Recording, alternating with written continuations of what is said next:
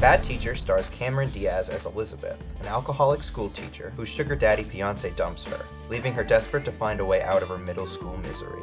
I can't think of anyone less suited to being a teacher. When a wealthy new teacher, played by Justin Timberlake, arrives at her school, Elizabeth decides that she must get breast implants in order to catch his attention away from a rival teacher.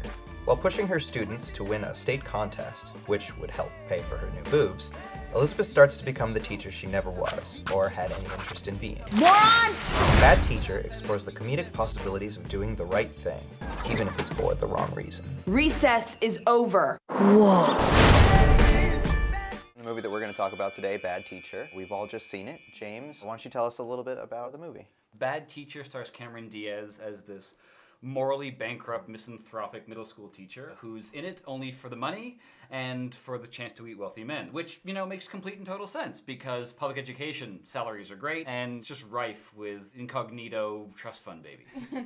The film was written by Office alum Gene Stupnitsky, and it's a nice attempt to be a very crude humor deep in the vein of films like Bad Santa. However, it never really reaches the comic heights of Bad Santa, or even the wit of The Office. And this is due in large part to the very, very unlikable protagonist played by Cameron Diaz. A bunch of us are going out tonight to see Period 5 play. Do you want to come?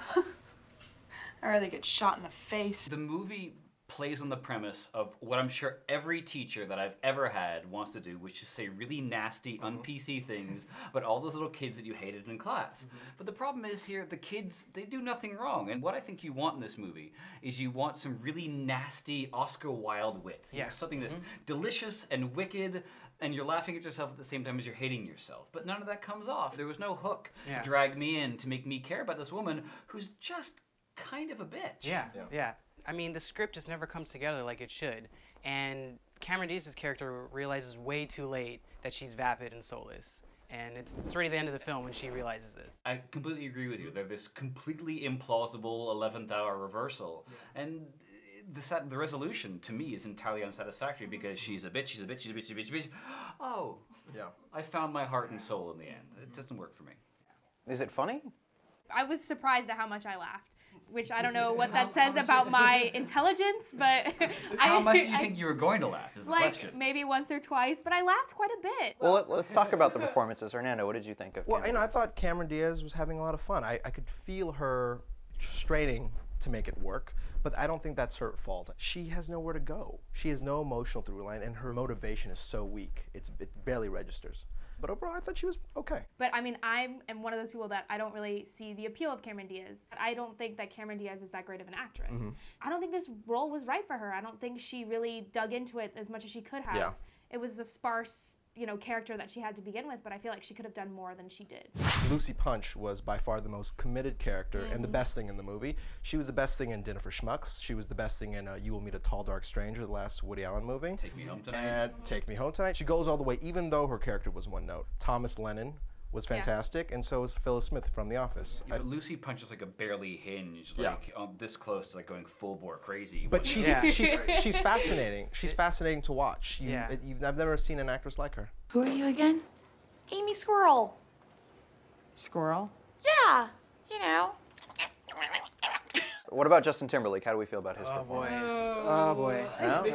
If we could be charitable just for one Okay. second. I mean, it's really hard for him to get really a hook on his character because it changes like He the has wind. he has nowhere to go. It's one note.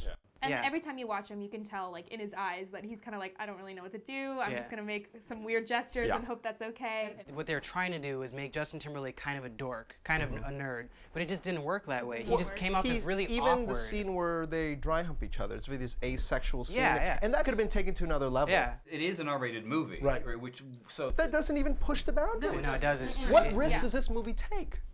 It doesn't. What do you think director Jake Kasdan's role is in all of this? Jake Kasdan has succeeded in television before. I mean, Freaks and Geeks, there's some great episodes he's directed, and I just saw a pilot he directed for Fox called The New Girl, which is fantastic. So maybe the feature film format just doesn't work for him. It also seems like there's a lack of overall trust and faith in the purpose of this film.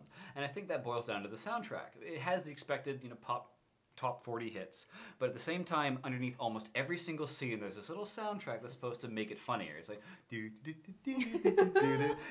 under the entire movie. It's going on all the time, and that's supposed to give it some sort of buoyancy or some sort of levity that didn't exist in the script or in the acting. And to me, that speaks to a complete lack of trust in the purpose of the movie. Do you think you could do that performance for us again? No. That was a one-off. That's all you get. All right, well, I guess we'll take it to a vote then. So why don't you guys grab your tickets? I went in expecting this movie to be terrible, and I was surprised at how much I laughed. I laughed more than twice, so I feel like that is enough for a stream it. Well, Alexia, I have standards. I need to laugh more than twice to recommend a movie. And for me, the main problem is that it's very middle of the road. And for that reason, I'm afraid it has to be a skip it. The movie wasn't terrible, but it wasn't like a laugh-a-minute riot either. And for that reason, I'd say, watch it on the internet, stream it. Bad Teacher cannot be saved by a strong supporting cast, so I say skip it.